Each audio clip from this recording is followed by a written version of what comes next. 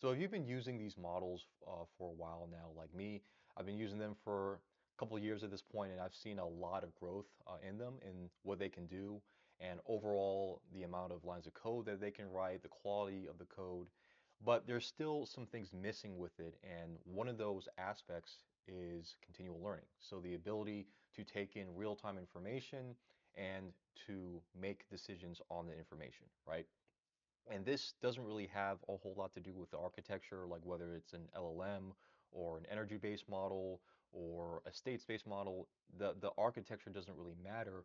The main limiting factor in continual learning is backpropagation, right? Backpropagation, the way that it works is that you have a data set, you are training the model on that data set, and the weights are frozen during this training process. And then when it's time for inference, that's when you actually use the model and you're actually interacting with it, prompting it, and sending queries back and forth, right? However, again, this does not lend itself well towards continual learning because, again, you have two phases. You have the training phase and the inference phase. And for a system that needs to be dynamic, that needs to constantly take in new information, this doesn't really make a whole lot of sense.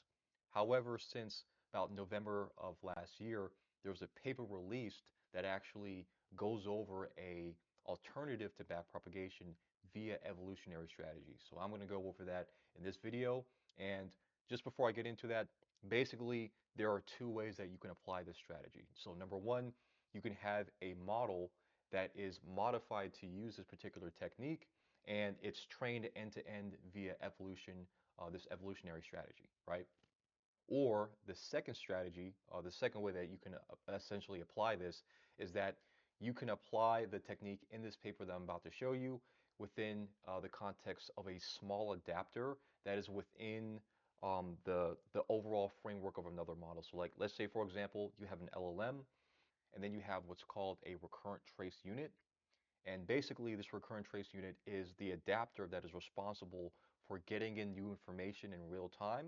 And then once that information is actually brought into the recurrent trace unit, the RTU basically propagates that information throughout the rest of the model. So this is the second version of the evolution strategies at the hyperscale. The first version came out in November of 2025. And essentially, this paper is really just a massive paradigm shift when it comes to the field of deep learning and how it operates, right?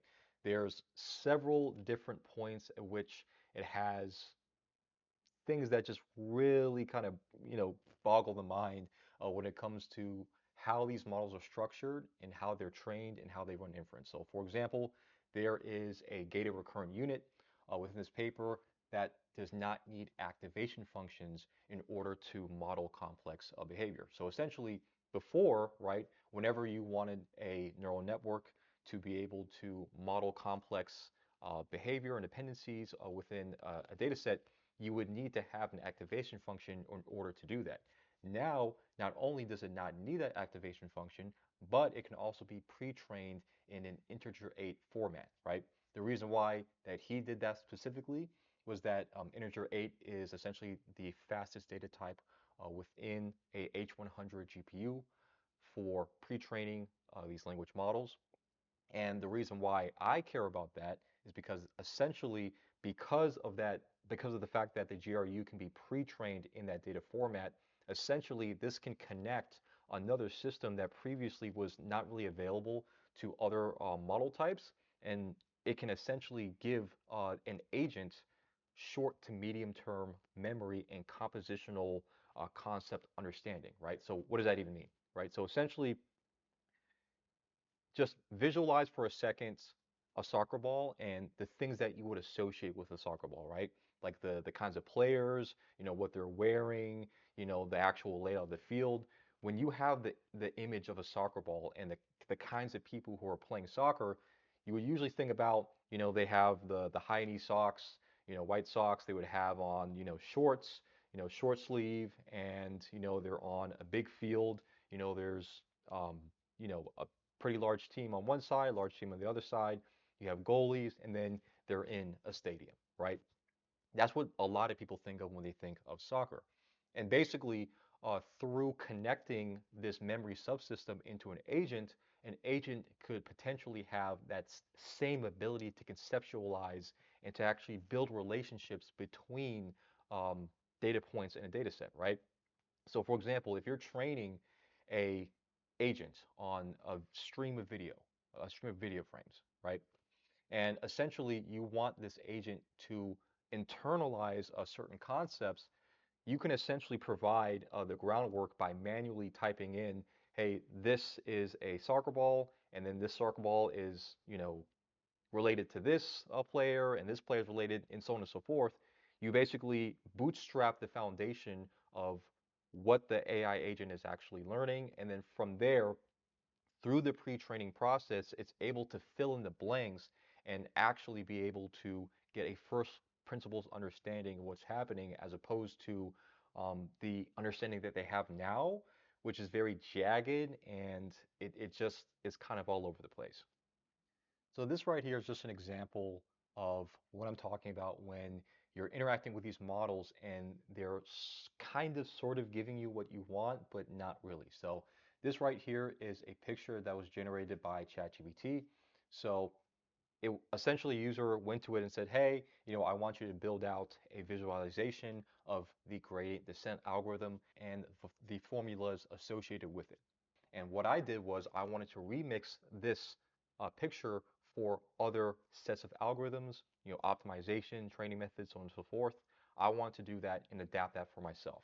So I did that, and it took a little while, and it did generate these photos, but they're just kind of off, right? They don't really look as nice. So as you can see, this picture right here looks kind of like the original, but it's just missing something, right? It's just not really what I'm looking for, right? Again, you can see how the actual picture is structured. You can see text that's layered on top of each other. I mean, certain aspects of it are okay, but again, you can also see right here, like one of the concepts that I want people to understand about actually taking in video frames in real time, the actual phrase is sort of blended into the graphic itself. And that's the thing, right? It did get it did generate the actual photo and it did get a response out of it and it was coherent, but you can just tell like things were off about it, right? Like the lettering again, the format, the way that the letters were sort of structured, it just looked weird and off. And it would take quite a while to actually get it to the point to where it actually looks decent, and you might not even be able to do that, right? And another, one of the big issues with these models is sort of the lack of control over the behavior of the model, right? So, for example, every model provider from Google to OpenAI, they have a little box, right, in their settings where you can actually put in a prompt and say, hey, I want the model to respond to my prompts in this kind of way. But that's not really reliable, right? There are still times where the company is going to be forced to throttle the demand for these models. And what they're going to have to do is they're going to have to sort of lobotomize them in a way, make them less responsive. They're all of a sudden, tasks that were previously, working fine and they had no problem sort of tackling them. Now the next day or the next couple of days, you come back to that same session and they're not able to actually answer the questions that were being asked that they just answered a couple of days ago, right? And in particular, I was actually talking with an educator. She actually works in the public school system, and she was interacting with a model because she had heard like, hey, this new model had come out from Anthropic, and this is the model that's sort of marketed as a more personable kind of system. And she was just asking it questions, nothing like about technology or science or anything like that, just more like scenario questions, like what would you do in this situation, or what would you recommend a person do in this social situation versus that one. And the way that it was responding was very off-putting for her, right? It just the way, like the kinds of answers it was giving off, it was just not what she was looking for at all, right? And so one of the main points that I want to actually tackle with the project that I'm working on is just giving people the customizability and the control over these models so that they're not running into these issues with these big providers. Because at the end of the day, these providers cannot give everyone the experience that they're looking for. Not everybody's looking to use these models just for coding. Not everybody's using these models just for math, right? The only reason I even care about whether or not a model can do a certain level or difficulty of math problems is because I want the models to be more capable, and basically I want there to be a certain level of generalization where the model is able to answer these, very complex questions, and then from that, somehow, basically, the model is able to tackle other questions. But obviously, at this point, that's not really the case. Yes, these models are getting, better and better at, tackling math problems, but I'm not a mathematician, right? I want a model that is just overall more capable, more intelligent, able to tackle more complex tasks without me having to babysit it, right? And that's just sort of the bottom line. So what I'm going to do over the next series of videos is just break down all of these different systems that were once sort of siloed off and they weren't really able to interact with each other. And now, because of the innovation within that hyperscale ES paper, they can basically be condensed into one system. And now you can actually run this system. You can pre-train it on a 4070 GPU, because that's actually what I did. I actually, over the previous night, pre-trained the GRU within that paper. It took a little under 8 hours. And essentially, I want to go over that process, what that means, and how that's going to benefit you when you're looking for an AI model that is more capable and that you can actually depend on without having to babysit it and is able to complete more complex tasks as well.